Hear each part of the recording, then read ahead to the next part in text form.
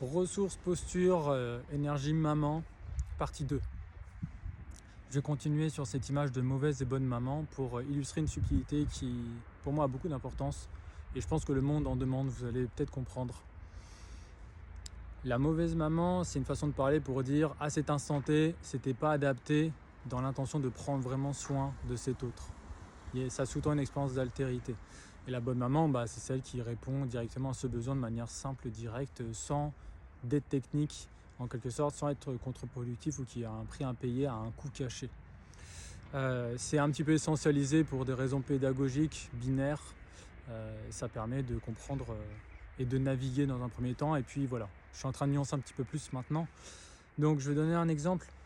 Ce qui serait de la mauvaise maman dans cette subtilité que j'ai envie d'illustrer maintenant, c'est je suis en face d'un enfant qui a reçu extrêmement peu d'amour et qui est en insécurité chronique depuis des années, qui n'a pas reçu de toucher, d'attention, de câlin, même pas un regard bienveillant.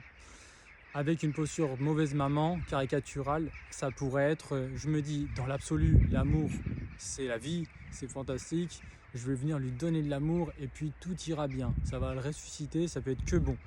Et là j'arrive, je le regarde, je l'apprivoise un petit peu, au final je suis relativement peu à l'écoute, surtout à l'écoute de mon idéal ou de mon élan un peu compulsif de combler quelque chose ou vouloir absolument que ça change en face, ou je suis juste trop touché, je ne peux pas supporter cette peine et cette douleur de voir en face quelqu'un autant démuni, autant dans de la souffrance par négligence par exemple.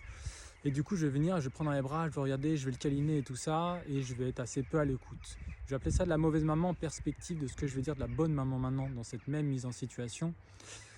J'arrive, je sens, je l'écoute, je le perçois et j'essaye et je parviens, parce que j'y arrive, parce que j'ai la capacité empathique et la posture adulte, de voir à quel point il vient de loin, même si je n'ai pas l'information, même pas raconté, ça a l'air assez fébrile, fragile, très délicat.